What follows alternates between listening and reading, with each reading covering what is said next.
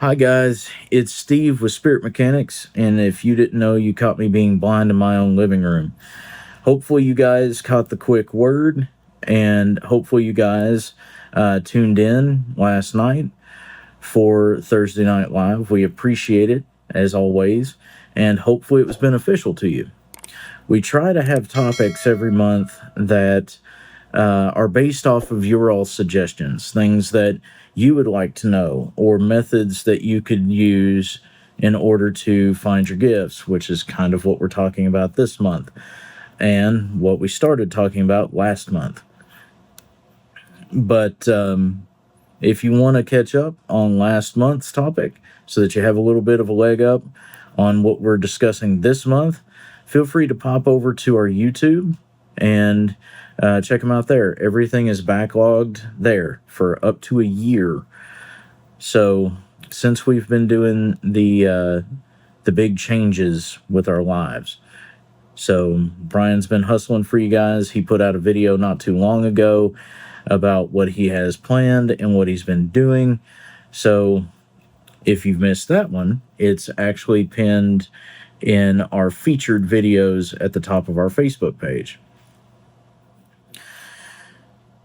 Now, there's an interesting thing that's currently going on, and that is there is nothing that is going to be contesting, vibing with, or otherwise with Pluto until July. How about that? Pluto is going to go uncontested for nearly 2 whole months. And in some cases, exactly 2 whole months. So Pluto went retrograde as of May 4th. So we're not dealing with the waxing shadow anymore where things are building. At this point, it's dealing with the changes that need to be made.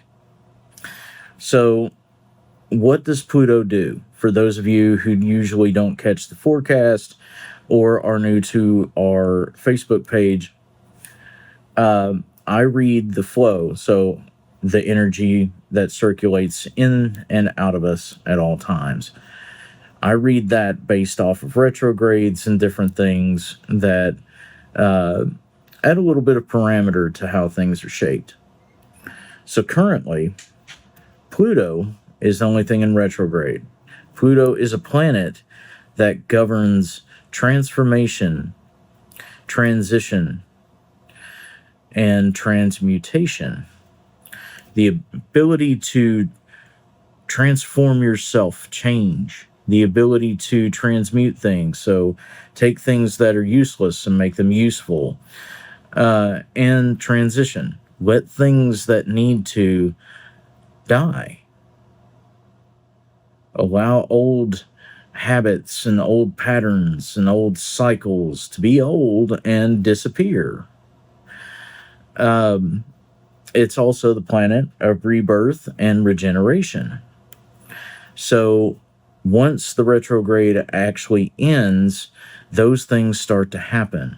Once we make the changes during Pluto that we need to in order to be better people or better functioning as a medium or having certain spiritual gifts or practices, once we've made the decisions to be better, Pluto helps us be better by actually following through with its side of the decision-making process. Pluto helps those that help themselves. That's literally how it works. It's also a planet of extreme inner conflict because of this. It forces your empathy inward. So there are a lot of questions about what it is that you feel and why it is that you feel the way that you do. It forces you to see why it is that you've made past decisions that weren't great, or see why it worked when you made a decision that was, actually good for you. It's not all bad. It's just very intense for some people. That being said, since it's running completely fucking unopposed right now, we're looking at a very strong true order state. So, true order, at least as far as, the way I was taught, true order is literally a movement in the flow that states that what we have claimed is correct stays correct. Everything is on the right path because that is what we've chosen. And nothing is going to change except for what it is that we've chosen to change. So, what does that mean? Well, that means that if you've decided to be career driven, which isn't necessarily a bad thing on some counts, but could be difficult in others. So let's say you decided to be career driven. Well, that's great. But what about the rest of what you have going on? The career may take off and things may get better, at least as far as that's concerned, but it means that other things are going to have to sit and wait, or other things are going to fall to the wayside. It's very important to understand the decisions that you make during Pluto retrograde, and that words are fucking important. I say this a lot to my students, and I say this a whole lot on lives. I say this at events and during seminars. Words are important when you're trying to manifest things. You have to be careful what it is that you say, what it is you put out there. If you're casting a spell, or you're trying to begin the law of attraction, or you're trying to directly manifest, these are important frickin' rules. Now, what does that mean for the forecast proper? So, first we're looking at the good, or the metaphysical benefits. So, the metaphysical benefits of true order are exactly as we just discussed. What is chosen as the correct way is going to be the correct way while we're in a true order state. Everything is going to function as you say. As you state, everything is going to work that way. Now, once you say that and you set it in stone, it's going to stay that way, at least during this particular shift. That is very, very, very beneficial, especially for those of you who have issues with spiritual and metaphysical boundaries, such as shielding or ground rules for your home, protection of your mental space and your emotional space. If you have difficulties with that, at least maintaining it, then right now is a wonderful time for you. You set the intention and it's going to stay regardless of what it is that happens. Also, setting spells loose right now is pretty awesome. It's going to be pretty boss. You're going to get the results that you want in real time. Of course, once again, be very careful with your wording and your wording. Got a little bit of a headache going, but I find it interesting that I brought up wording. So that's where we're going to actually segue into the bad, or the metaphysical issues. Warding is the process of putting up said spiritual barrier. Stay out. That's literally what it is. Stay out. Stay away. That kind of thing. That's what a ward is. It's literally a do not trespass, beware of dog kind of thing, where it floats around in your aura or in your space and tells other things to fuck off. And that is a very loose definition and a very crude one, but that is how they work. That's literally the intention. Wording your warding is actually very important as well. Some people cast wards Personally, I don't agree with casting a ward because there's a lot of things that go into that um, could really go sideways if the person isn't adept at what they're doing. But when you're setting a ward for your home and you state things like nothing negative is allowed in here, okay, that's awesome, that's cool, it'll work, it'll do. But what if you have a bad day? What if you're having a rough go and you get angry? Or what if one of your friends comes over and wants to spill tea about someone else's life? Or what if, there's some kind of uh, relationship issue or some kind of uh, miscommunication with somebody? That's not going to be allowed, is it? Those are all negative things. It was not specified what you were talking about. The ward will literally try its best to make you miserable, even to the point of causing discomfort, uh, you know, internal issues like stomach problems and, body aches, headaches. It can really become a problem. Word your wording carefully.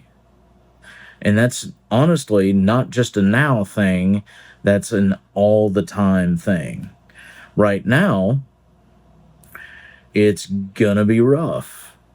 The reason why is flubbing that wording up, it's gonna be easy to erase as far as the word itself.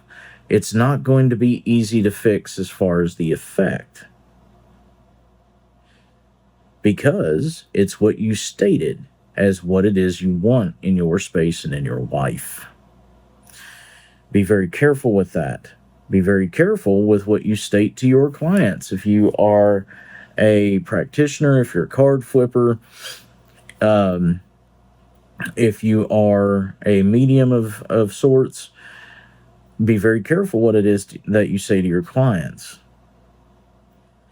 You need to say things verbatim. The message that's being given to you is something that needs to be given to them. Holding back and sugarcoating and changing words and mincing words and all this other business is honestly going to wind up crippling the reading, and it's going to backfire. The advice you give is not going to be advice. It's literally going to be your personal bias on their situation, and that is not what they asked for.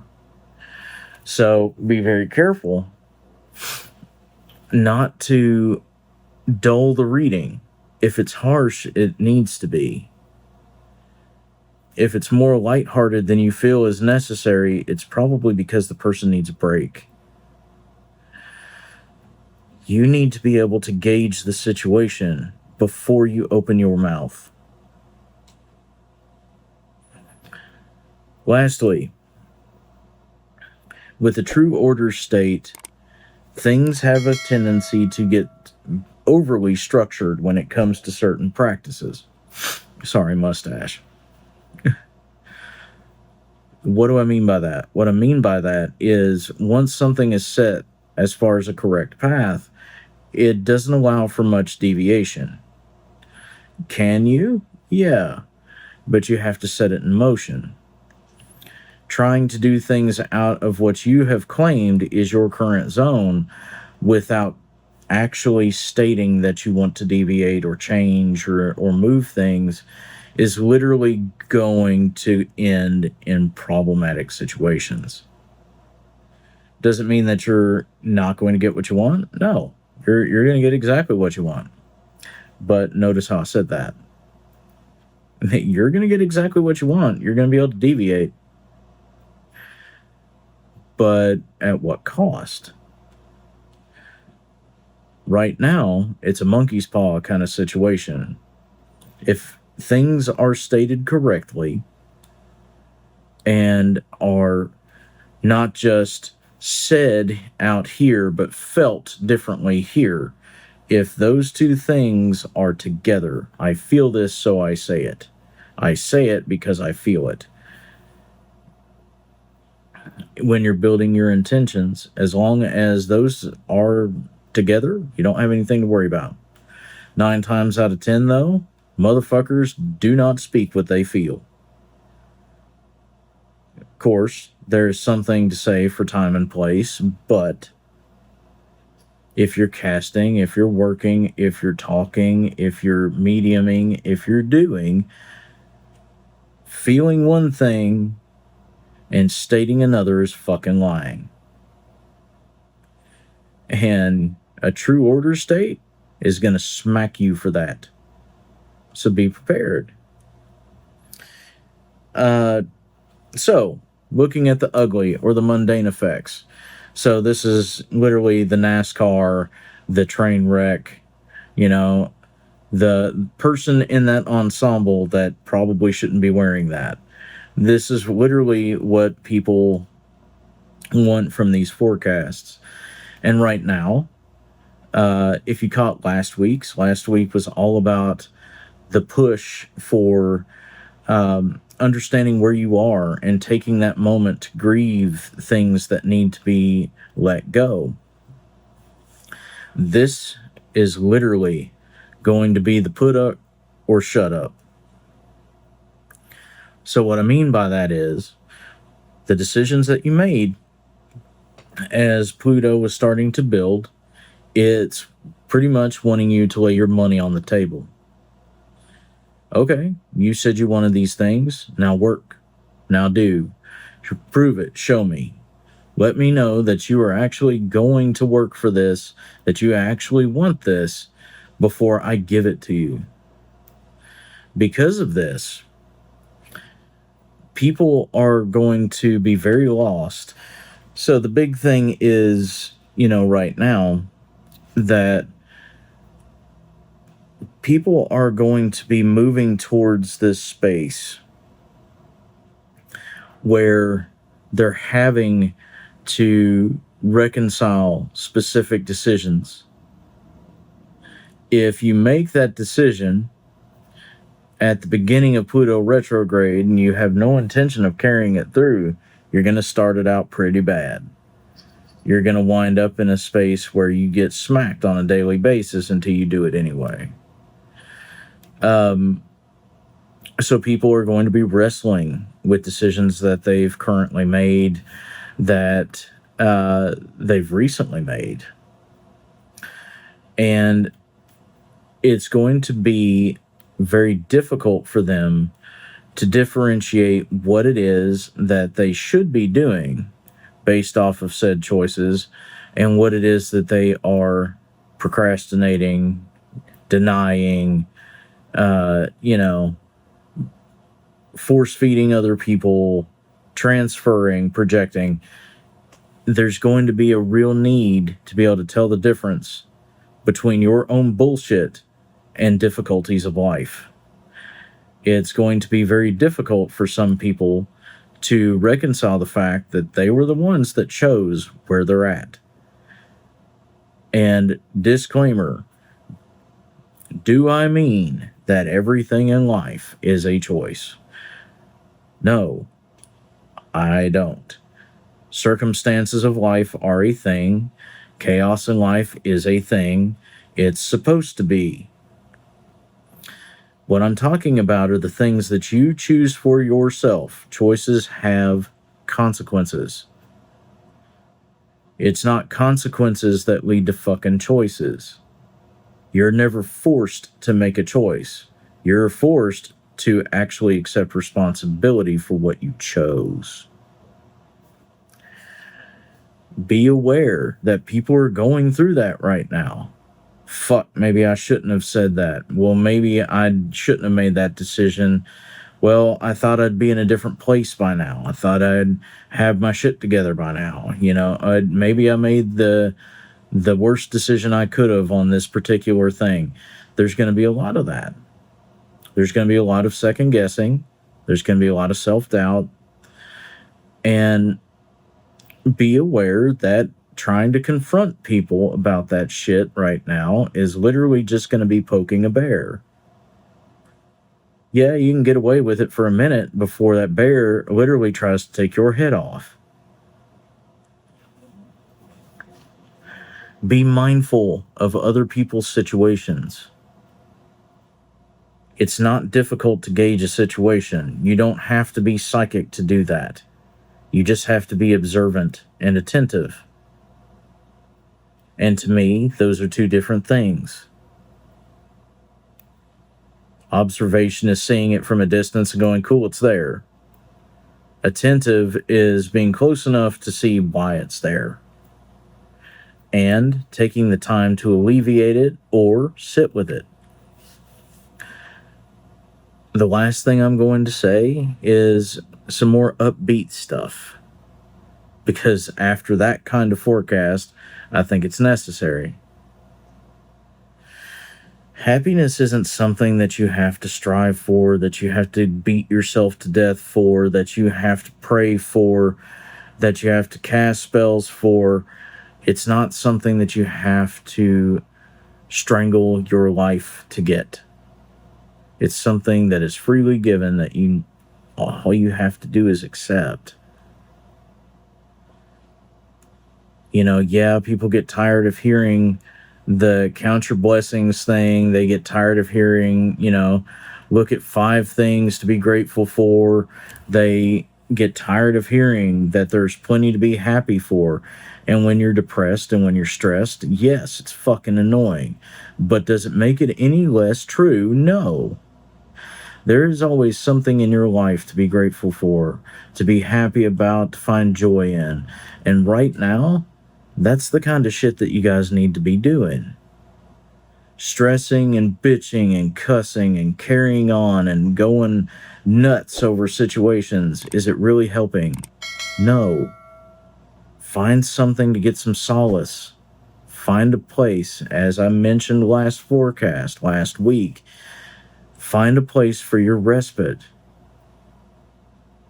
Find a place that you can call your calm spot, your happy spot, in the physical fucking universe. Not just in your mind, but here. That way you have a physical anchor, a physical room or a space or, a public area like a park or nature preserve, whatever it is. Find you a spot that actually exists and chill there for a minute. Reset yourself. Find some happiness. It's going to help you make better decisions. And it's going to make Pluto a lot fucking easier. Now, the other thing is, on that particular topic, and this will be the last thing that I say as far as the forecast, and that is, it's okay to not be okay. It's okay to have questions. It's okay to doubt in certain situations. It's okay to question your faith as long as you're actually willing to pay attention to the answers that you get. Some things don't work because they weren't meant for you. Some things aren't, in your best interest because they're fucking not. Some things are better left undone and unsaid. Some things just fucking happen because guess what? Life is its own thing. Control is an issue. It's not something you need. And responsibility is yours alone. For you. No one else should be blamed for your actions, your reactions, your thoughts, your movements, your this, your that. It's you.